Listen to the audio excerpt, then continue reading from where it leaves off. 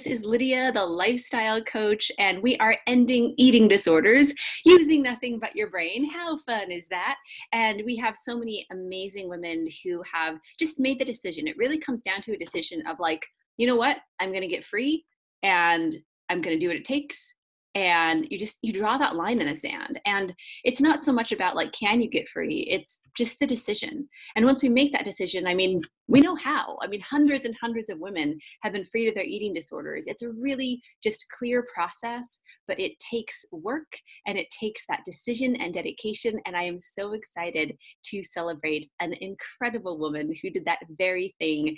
And for you guys to hear her story, she is just an amazing, inspiring, just has this maturity and sanity and just wonderful air about her, and just excited for you guys to get to know her and her amazing journey. So Emily, welcome to the show. So glad that you are on. Hello. Hi, Lydia.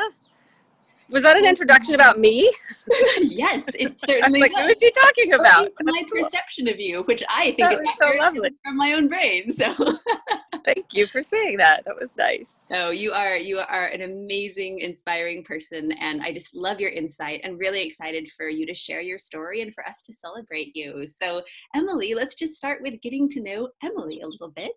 So tell us about your origin story. Like, what is sort of your path throughout your life, your relationship with food, your body, yourself? Like, tell us a little bit about where you came from and how that all got going.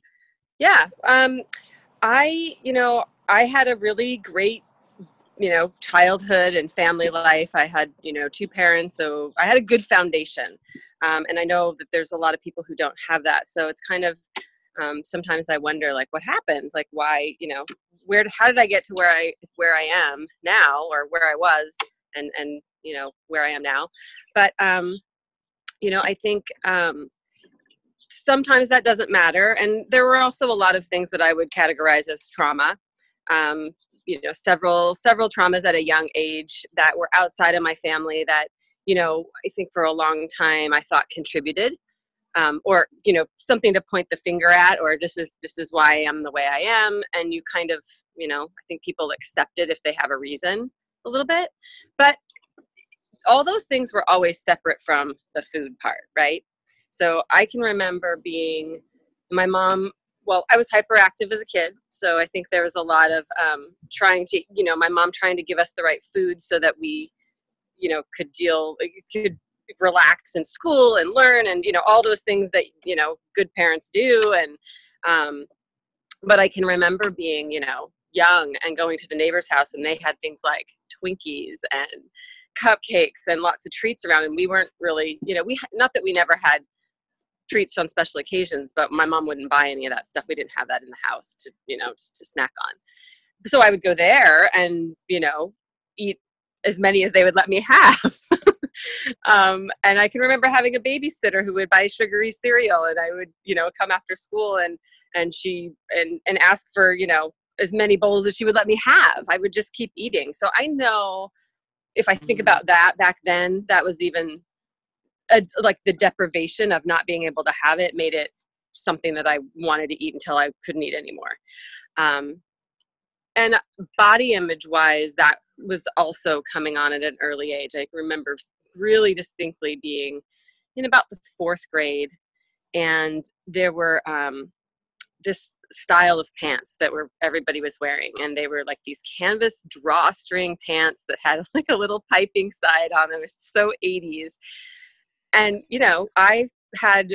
I was not very tall. I'm only 5'2" now. So I'm sure I was, shorter than everybody else and, kind of like an athletic body.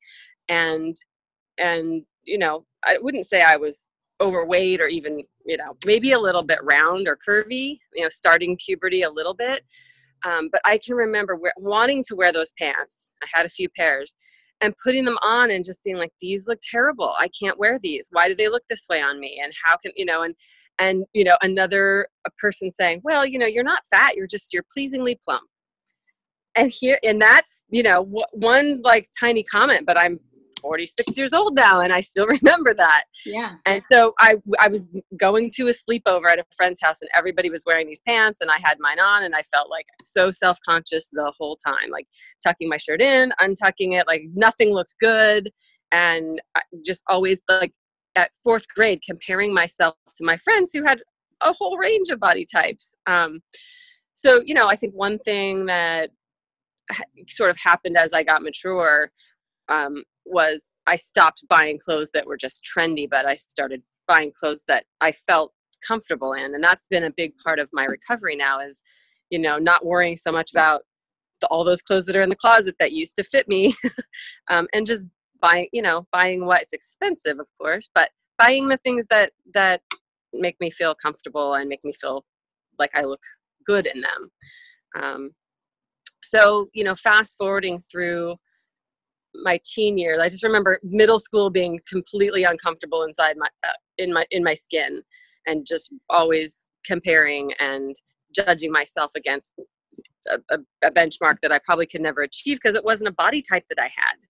Do you know what I mean? Wanting to look a way that was never going to be how I could look, but trying to achieve that. I had a great point to bring up, you know, just yeah. like that. Oh, okay. Like we're trying to achieve it, but it's one thing that we try to achieve. And like, we all have different body types. So for us all to try to look and to achieve that one thing, it's incredibly frustrating to have an assignment to do something that is impossible to do.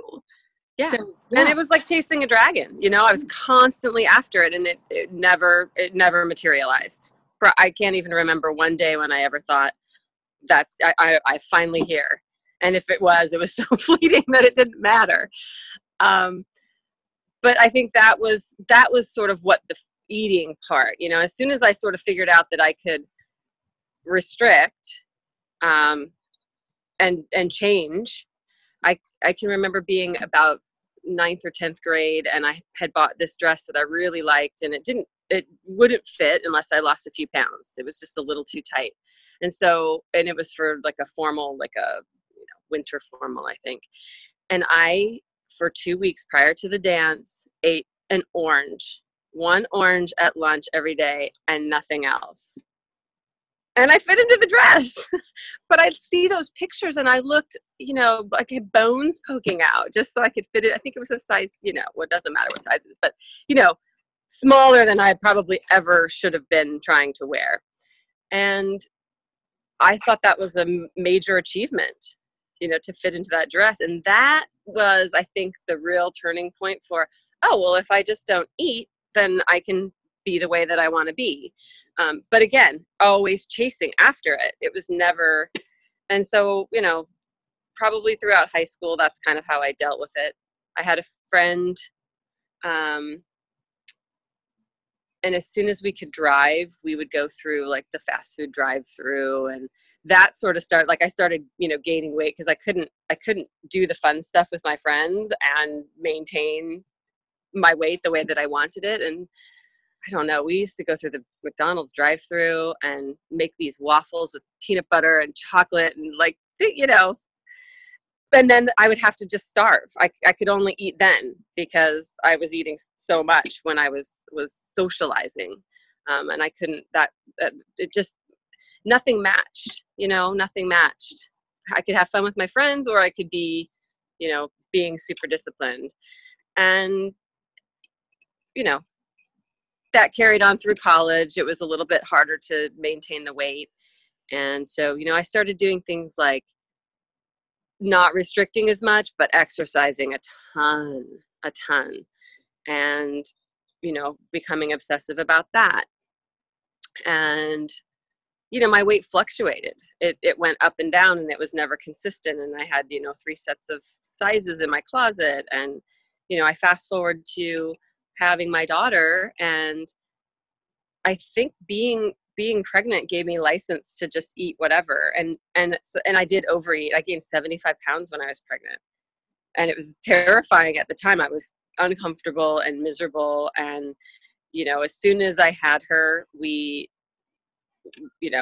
just hired a personal trainer and, you know, went on a calorie restriction, and I had to lose it. And I got in really good shape. And then I joined, I started doing triathlons, and I got really obsessive about the exercise. And while I was doing that, I could eat almost anything I wanted. But as soon as I stopped training, I wanted to eat the same way, and I couldn't. And so that became an obsession. The exercise became an obsession, because to me, and I think, there were lots of things that were coming into play postpartum, right? Your body's going through all, you're breastfeeding, and your hormones are different, your metabolism changes, but it kind of goes through this sort of like process, right? And then you get back to your normal state. So during that time, I thought it was the exercise, but I think it was probably more like the hormones, and being a new mom and working, and all the things that just running around. I think it was the lifestyle more than it was the exercise. So it's taken on kind of a lot of different forms. It's either totally starving myself, or overeating and then compensating, and not binging and purging as some people might think of vomiting, but really just going through different phases of restriction and then overeating. And what really kind of sort of prompted getting help, because I thought, well, I do these diets and I'm so good at it, and everyone, gives you praise because you have all this discipline, and, or you exercise so much and you're so healthy. And, I was doing a lot of things where people would come to me and want to know, what should I eat this? What diet should I do? I had kind of like a health and wellness business that I was doing on the side, and, people were coming to me to get help. And it was at the same time when I was starting to, really just lose control myself, and I could tell people what was good for them, and I never steered them down a path of deprivation. But meanwhile, I was starving myself. So I'm telling them, eat this, and then I would never eat that. I'm not gonna. I wouldn't. If I was trying to lose weight, I wouldn't be eating that. But you should definitely eat that. So it kind of got like super confusing, because I felt like this is not authentic. And I also kind of thought, well, but I'm different from these people. Like, I have to do more. I have to, I can't eat those things, but a normal person can eat those, but that doesn't work for me. And, so it was, when I look back, it was ridiculous, really. But, I was going through a rough period, again, and right up to the time that I got some help from you, and it just got so out of control. I was so trapped. I was so, I've heard people call it food prison, but for me, it's like a mental prison where I would wake up in the morning, and, I would wake up in the morning every single day, go to the bathroom, take off my pajamas, step on the scale in front of the mirror, and that number completely dictated if it was going to be a good day or a bad day, or what I was going to do. And if that number wasn't what I thought it should be, I would try and be figuring out, okay, what do I need to do? Should I fast? Should I do a juice cleanse? I would change sort of my strategy in the middle of the day, because nothing was working. Nothing was good enough. I was, even at my thinnest, I was never thin enough. I couldn't do it. It consumed my every thought. And it just got so out of control that by the end, I was really just binging a lot and not even getting to a point where I could restrict. And, I have a 15-year-old daughter, and, she's with me. I share custody, so she's with me every other week. And, I would do really well when she wasn't here, because I wouldn't have anything in the house that was, for her to eat, nothing fun. And she would be here, and all this food would be in the house, and, I would, think that I could have, one cookie or one chip, and then all of a sudden it would be gone. And I wasn't even trying to hide it from her anymore. I was like binging in the open, and it was just so I was so out of control. And she finally said, like, Mom, you need to get some help.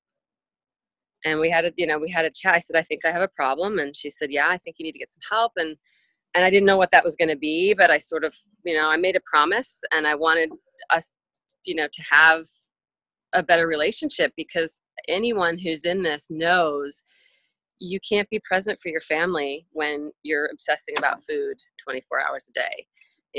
You just can't.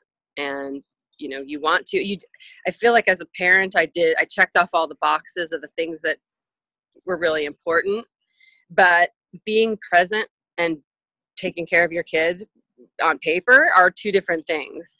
And it was like that, I think, in my relationships, and I've had 2 marriages, and I think probably my spouse felt the same thing in the marriage. Like, at times I was just completely unavailable emotionally, because I was so caught up in food and food prep and shopping and reading labels, and reading as much as I could online about what the healthiest thing is, and trying out this new diet and that new diet, and what don't you want to do it with me, and why don't you want to do it with me, and it's just, it was constant.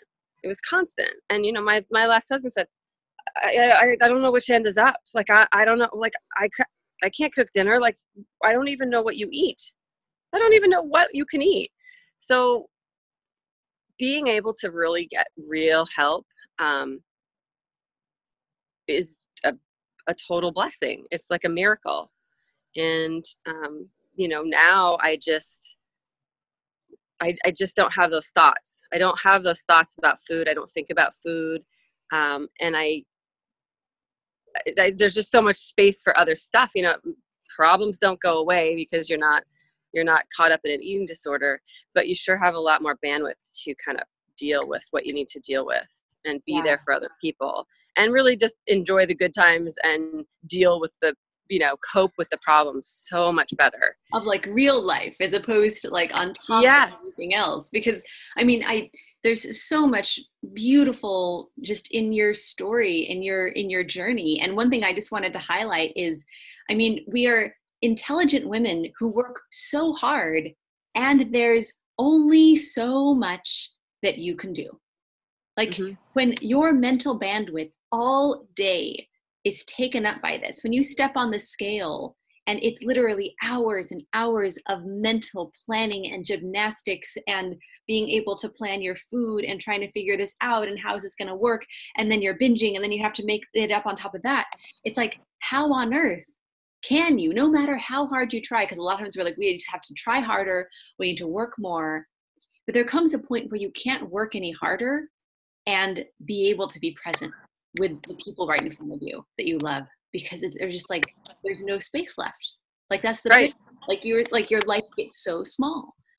Right. Can you remember being like out to dinner with people, and I, like, until the food was gone, I really couldn't be a part of the conversation until all the food was gone and there was there's nothing else coming. But I'd be, almost thinking about, okay, what can I eat when I get home? Because, that wasn't really what I wanted, or that wasn't really the right kind of food, or, I just ordered the salad because that was all I could eat here. And then I need to go have my real meal, or whatever, story I was telling myself. And it just, fortunately for me, I don't think it stopped me from socializing, but it made those times not as pleasurable as they are now. It wasn't as fun, and it wasn't as engaging, and I don't plan on, being back in that space, but it didn't stop you yet, right? It's like, sure, you made the decision to end this, but like, imagine with how small your world was already. Then we add even more mental strain. Then we add more health issues. Then we add a bunch of extra weight. Then we add, just like everything starts falling apart. And so many women are literally hiding, because although they want to be with people and they want to enjoy that, it's so much, and it gets so like cluttered and heavy, and absolutely, like, there's a video of me that I didn't even know was taken, that I saw on my Facebook. It was crazy, back in my crazy days, where we're all at dinner, and like, somebody's panning around like, oh, look, we're all here, and everyone's like waving at the camera, and they're all there. And then it pans past me, and I had no idea. I was just like leaning over my salad, just like so focused. because until it was ordered and it was done and every single last piece of lettuce was gone, like I didn't know, people knew to not talk to me because it would bring me so much anxiety to have to focus on them when there was still food here. Mm-hmm. And there's just a video of me that I didn't even know ever happened because I was like, the rest of the world was just black. Like it was just like, all there is this salad. Yeah. And even when you're eating like the healthy food, like I can remember I have these friends that always have dinner parties and everybody brings appetizers and, we open up the party by standing around and grazing. And there'd always be like one thing I could have, or I'd bring the veggie tray. Yep. But I wanted to eat all of it. Like, and I would just stand there until like anything that I could eat, that was the right food for me was gone. And then I was okay. And then I could actually, move on. But this is not a great way to live, right? Yeah, I know. It's so hard. In fact, I mean, I know like of course, this conversation with your daughter, I mean, that's such a beautiful thing that you guys could talk about it and that she was open and being like, hey, Mom, like, let's get some help. Like, I think that's such a beautiful thing. But for you, just like personally in your life, I mean, Emily, what was the very hardest thing about being in that mental prison for you? I think losing people, like having, being in relationships that weren't working and knowing that my behavior was contributing to that. But mostly things with my daughter, that was the biggest wake up call, was just, I'm not even hiding this anymore. What is this teaching her? She had, at 15, she hadn't ever, to me, expressed that she had any body image issues, didn't have any problems with food that I knew of.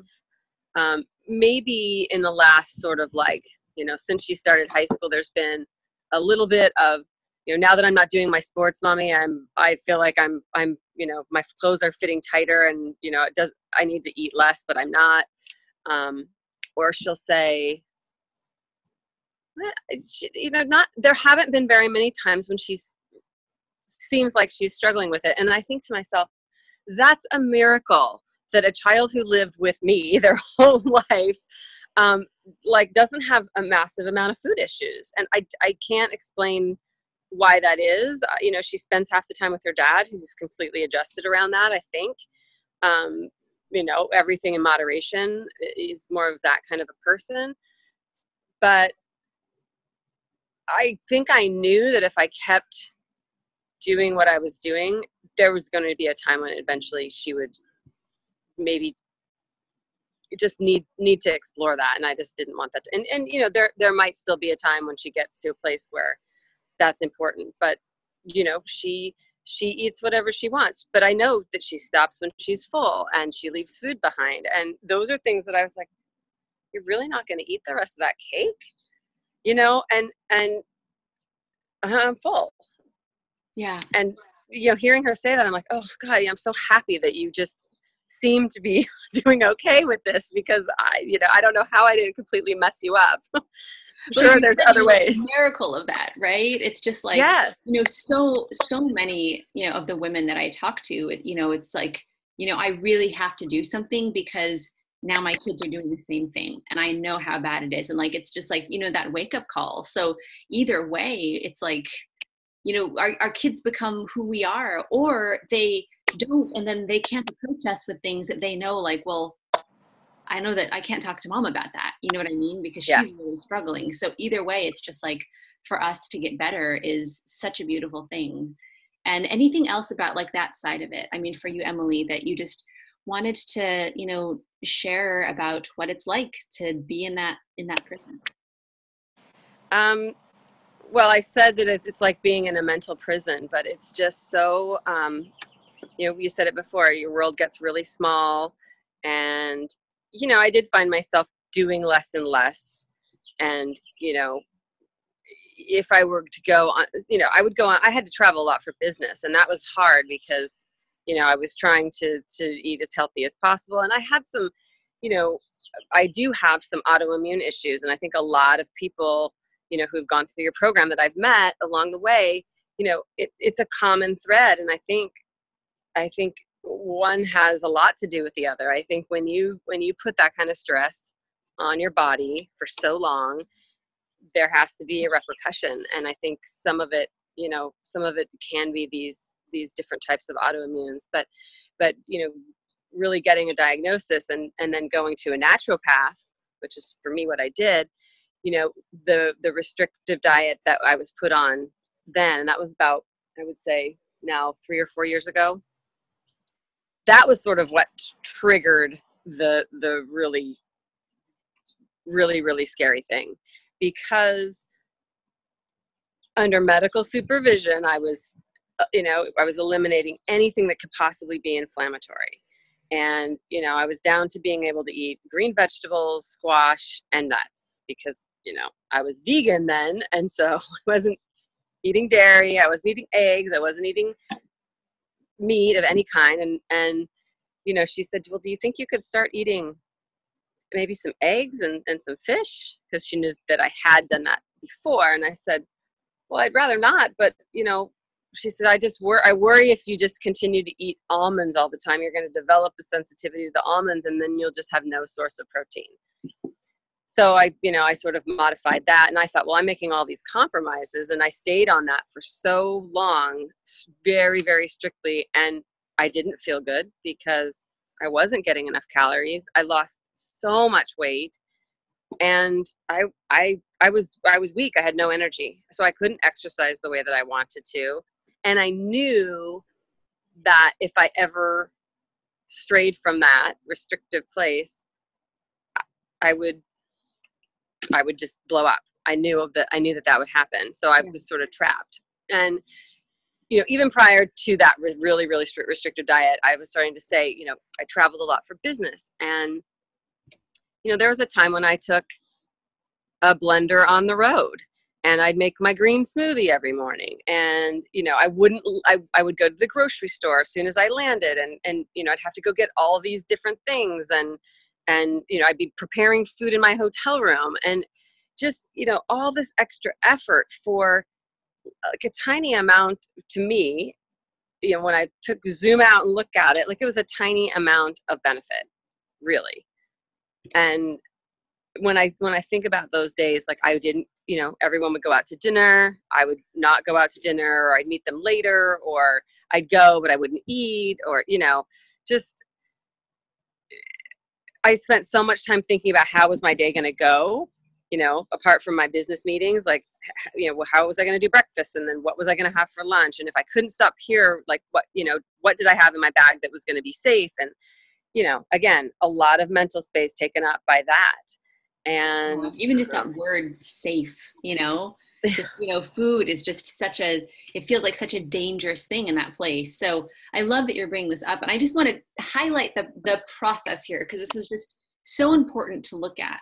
We are so obsessive about food, and we're so restrictive, and we're trying so hard.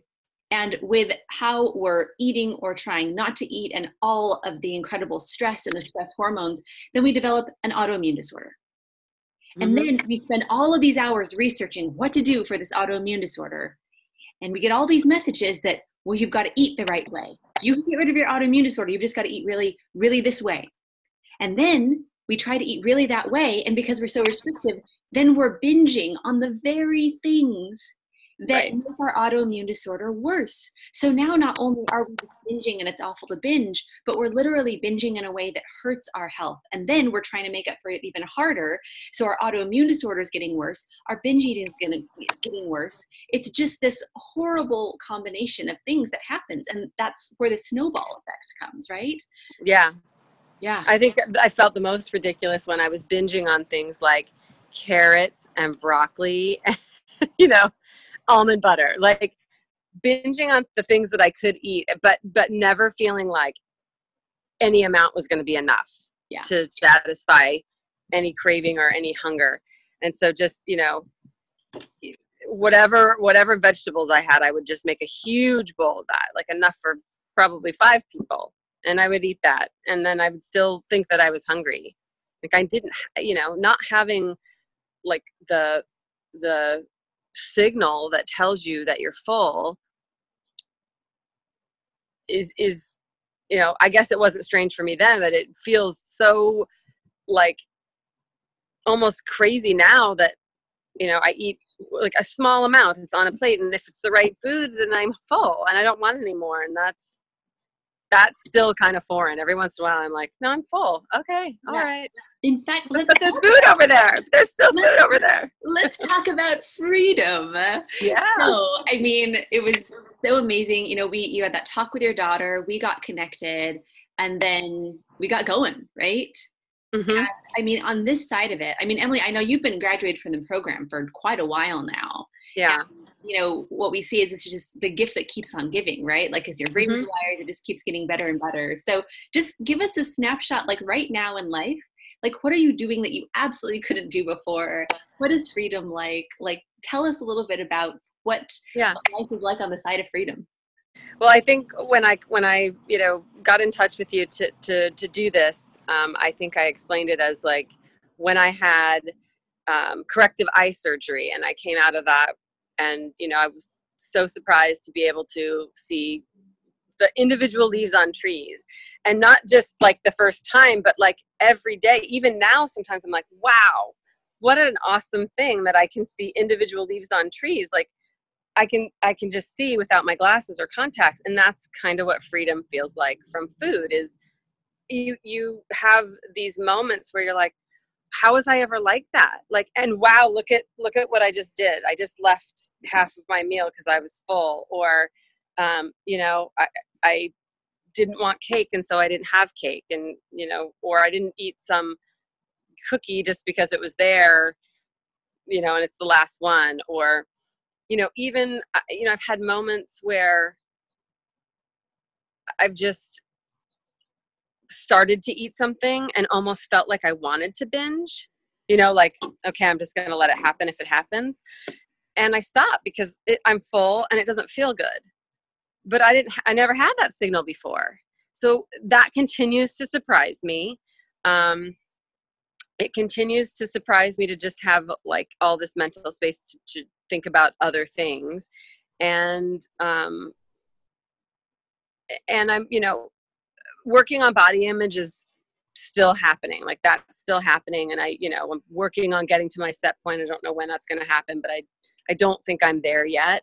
But as I'm settling into my new body, I just am becoming, I don't know if the set point's going to change or if I'm just going to like change the way I feel about where I am. But like, I feel like it's just, I'm okay. I'm okay where I am. And, you know, I'll buy the clothes that fit me now. And if I need to buy clothes that are smaller someday or bigger someday, I'll deal with that when that happens. But it's just about being like right where you are. And I could never think about the present time. I could only think about where I wanted to be, or in a time in the past where I was in a place that I want to go back to, or whatever it was. But I could never be happy with where I was. And that just took away so much like happiness out of everyday life.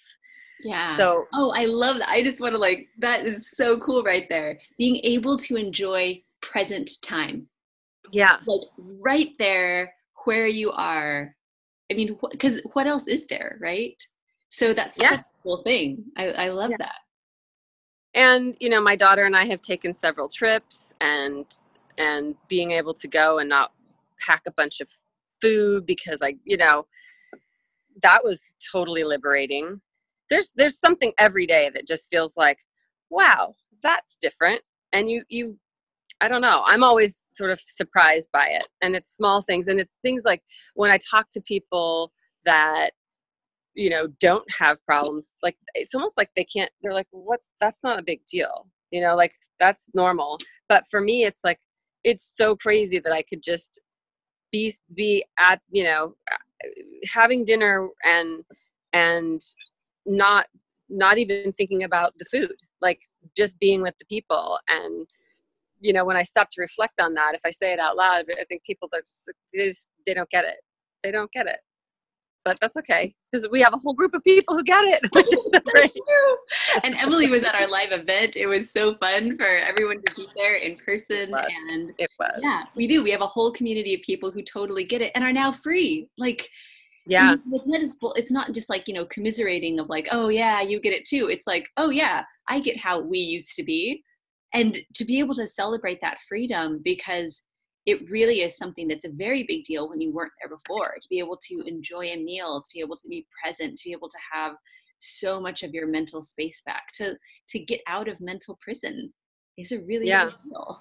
To not be constantly negotiating about food with yourself. You know, I'm gonna go to, you know, my Christmas dinner, and am I gonna eat the dessert, or am I not gonna eat the dessert? Or if I'm, you know, gonna have one bite of each thing, or am I just gonna say screw it and just have it all? Like, I would go back and forth, you know, days before or something like that, and negotiate how it was going to be, and it would change because the days leading up to it, you know, how good was I, or, you know, like, that's just exhausting. And to not have to do that or think about it, to not have to pack food on a trip, I mean, I used to never leave the house unless I had a day's worth of snacks that were, you know, going to be a bag of vegetables in case I got hungry.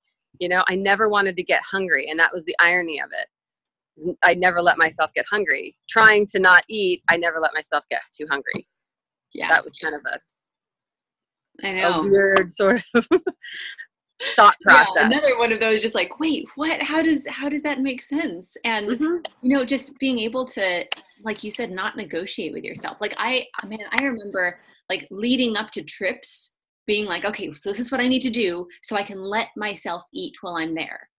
Right. And then I would binge, and I wouldn't do that. So I ended up, well, I've got to restrict more. Now I've got to restrict while I'm on the trip because I didn't earn enough days. Oh, am I going to let myself have one day to eat? You know, like, will I let myself eat on Christmas Day? I don't know. I'll have to figure out, you know, if I'm good enough before then. It's just this constant negotiation.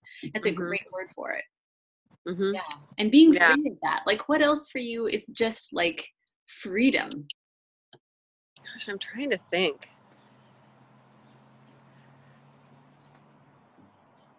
I don't know. It's small things every day. It's buying. I've had to buy a lot of new clothes, and being able to wear what I'm wearing. I don't know if this is going to come out right, but, you know, everything's about a size bigger. So, this is an interesting point. I don't know if this is going to answer your question. It probably isn't, but I can remember, you know, whatever diet I was on or whatever thing I was doing, the work to stay on that plan, or the mental capacity that it took away, was so great. But as soon as I started eating normally, right, the incremental, like, the benefit of being on something really strict was so small, and just being, like, eating normally and eating what I want, once that kind of, like, evened out, because in the beginning I was still overeating, and I was eating too much and being full, and also eating stuff, kind of like going through everything that I didn't let myself have for 15 years, like, you know, weird stuff. And once I kind of got through that process, and for me that was a process, the incremental benefit of, you know, the weight that I could maintain and the weight that I gained is literally a size bigger. You know, it's a size bigger. Like, let's just be real about it. And it's so much easier to be me in the body that I'm in now than it ever was to be when I was a size smaller, or even, you know, 3 sizes smaller. Because as the sizes got smaller, it got incrementally harder and harder and harder. And so when I think about that, it's just like, it's not worth it. It's not worth it to ever go back there, because, you know, so I can get into that one size smaller clothing and kill myself every day, and ruin relationships, and, you know, not be able to give a full, like, attention to my job, or, you know, anything really. And so that, I think, is just a big realization. You know, it's just a huge realization that all that work was really not giving me the results that it should have for that much effort. Yeah. Oh, I think that's such a great point. And the way that our brain sort of sets up the fear of that is, it's like, well, yeah, you're miserable and ruining relationships and binging and restricting, and it's taking all this energy, but isn't that better than gaining 500 pounds?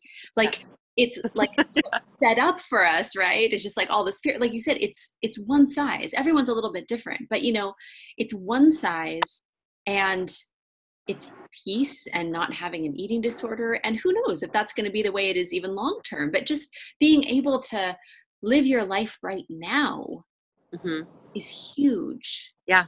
Yeah. Yeah. Thank you. Thank you. Thank Yay, you. congratulations. Oh, love it. Okay, so I want to touch on a couple of things. There's beautiful stuff here. So if anything else pops into your mind about like, oh, like this is another cool thing about freedom, right? Like we're celebrating your freedom today. So let me know if anything else pops up.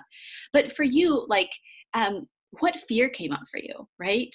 I always love to ask this question of, like getting the help that you need, right?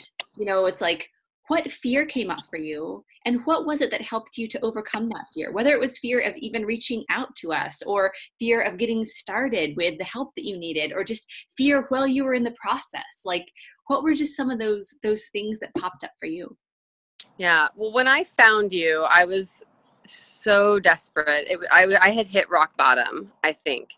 And so I didn't have, I wasn't afraid to reach out. It was at nighttime and I couldn't wait for the next day when I could do it. And then, it was trying to like figure out how I was going to pay for it on short notice. But I knew if I didn't do it right away, like if I waited on that potentially I could change my mind. Or, find some new diet that was going to be like just the right thing. Right. Because if I couldn't, if it was too expensive, then, I'll find something that's less, but, maybe will get me there. And, I'm sure most people have spent like tons and tons of money on things that don't work. And so you get kind of to a place where you're like, I can't do this again. I can't have another failure. So it's fear of it not working. That was my biggest fear, is what if this doesn't work? And then, and then what do I do? Like, I feel like this is the final straw. What if it doesn't work? But once I got into the program, I really didn't have that fear. I know some people do, where they're like, it's going to work for everyone, but me, like, I didn't have that feeling. I just knew that I had to do the work and work hard. And there were times when I wasn't calling out the chatter, and I knew that was not good. And I was trying to figure out how to make it work for me. But when I was doing it, it was working. So it was pretty simple. And I found ways to do, I found that, and maybe you won't be happy for me saying this, because I think the thing is we want to call it out verbally, but I would do a lot of like mental calling out the chatter. Like a lot of like role playing in my head. And sometimes that was just enough. It was fine for me. But when I would call it out verbally, it was so much more powerful. Like it would squash it right away versus, sometimes it would linger. Yeah. And then things that Emily is talking about, are, certain principles that, we go over, because it's a really predictable process. I just want everyone to understand that. Like, freedom is a very predictable process. It's not a one size fits all thing. Like, everyone is an individual. So like for Emily, there were certain things that she needed to do that she could only know what she needed to do because she had a coach there guiding her and she had the process in place. But overall, these are the ways that you need to get free, and then we just adapt that to whoever that is. Like you said, when you did it, it worked. And every time. Yeah. And I think that's such a fun thing to be able to see, like, just, oh, it works. Because when it's like hey, do this for the next, 5 years, and eventually it's gonna really, once we get to all the right pieces, once we get it all just right, like, I don't know. It's nice that it doesn't have to be that way. It's nice that it's like, oh, okay, this works. And do you feel like seeing it working so quickly and so just obviously was a helpful thing in that process of freedom?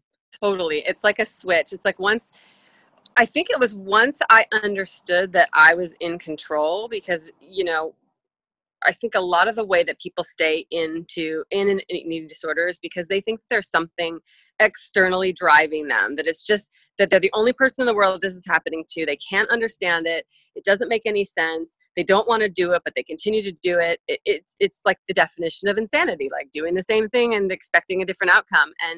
And that's kind of like how I woke up every single day, is expecting a different outcome from the same pattern every single day. And so when I figured out that it was all here, it was just it was the way I was thinking about it, it became really simple.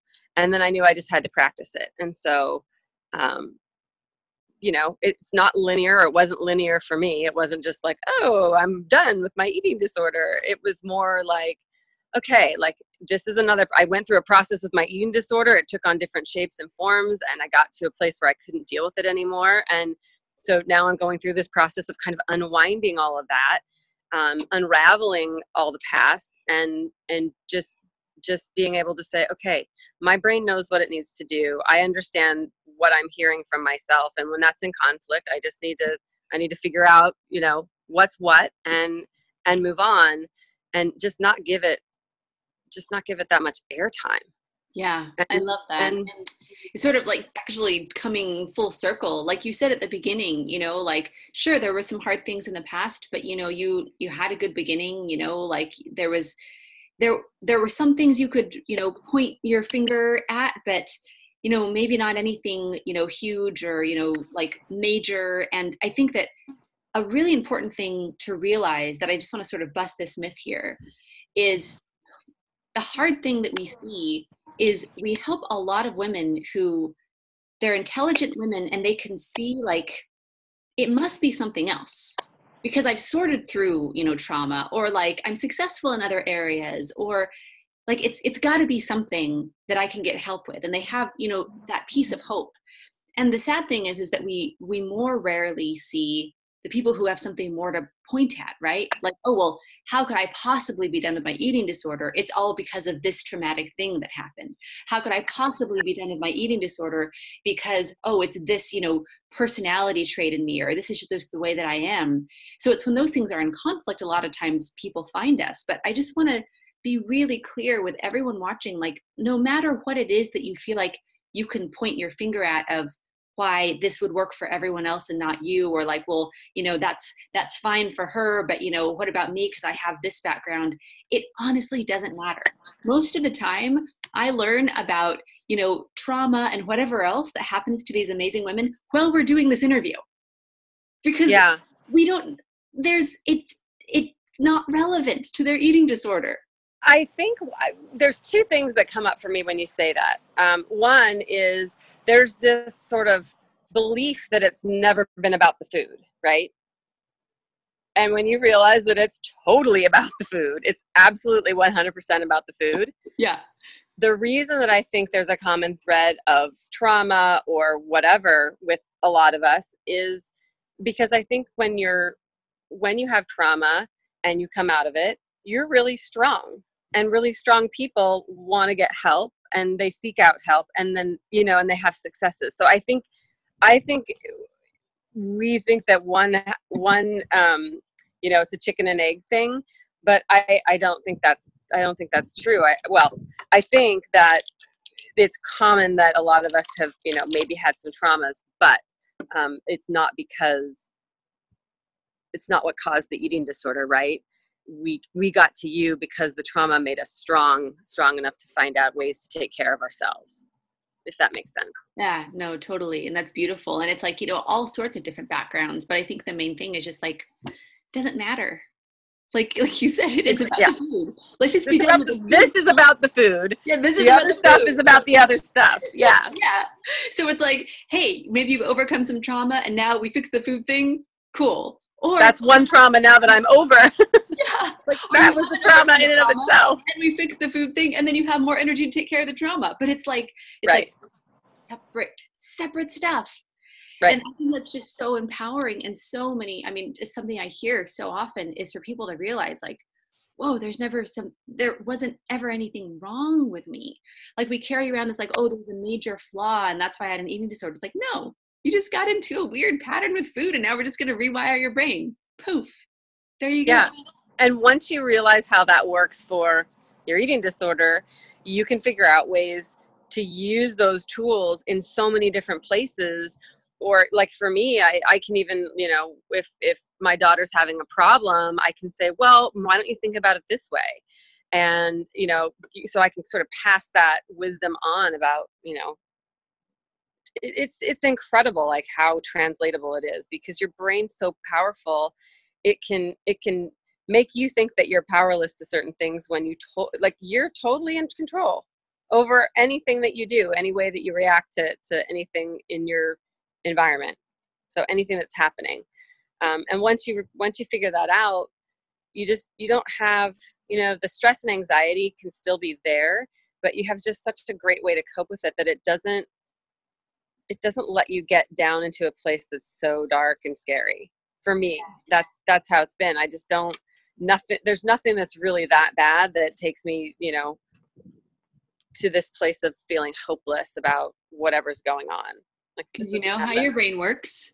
Yeah. And you know what to do with that now, right? And it's like, yeah, you got over an eating disorder with these principles, and now you can apply it to whatever else is happening. So it's just such a beautiful thing. And just celebrating you, Emily. I mean, like, you have an incredible story. I'm so, so happy for your freedom and that you're able to just enjoy that present moment and finally just have life back and be out of prison and just be and live. And it really is such a beautiful thing. And for you, just in, celebrating your story and sort of honoring, your path. I mean, is there anything else on your mind for today that you feel to share that's on your heart?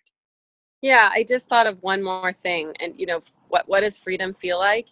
It feels like the volume of my soundtrack was turned down and so dulled, and now like it's blasting, like the volume's up, like everything's good. Do I still have bad days? Yes. Is there, do I have Mondays that I don't want to go to work? Yes. Like, I'm just a normal person, but the tools that I have to deal with everything that's coming my way, make them not a major crisis. It's just not a major crisis. So for that, I'm really grateful. Love it. And congratulations. I'm so happy for you. And I mean, really, that's what I want for all the people in the world that really just want to have their lives back, is for their own soundtrack to be turned all the way up, just like being able to be them and being able to, hear their true selves and to be able to act on that. I mean, like, I think that's an incredibly powerful thing. So thank you for sharing your story. And I mean, for those of you who are wanting that freedom, who you want your soundtrack to be all the way up, want to know who you are and feel that and just get out of prison, really. You can go to lydialifestyle.com/apply. And what we do is a free session for people who haven't had one before and really are serious about their freedom. And so what you can do is you can book with us, and we're going to walk you through a process and getting you the foundation of freedom. And that's where everyone needs to start. So we offer that, and we offer that for free to those who want to book. So we get booked up very quickly. I would pop over to lydialifestyle.com/apply just soon. And if you find a spot that works, like, snag it, because I know they go really fast. But that is something that we offer. And that's actually the same way that Emily started out. She just, hey, like, let's do this thing. So yeah, I just want to congratulate you again, Emily. And this is Emily and Lydia, the lifestyle coach, signing off. Mwah.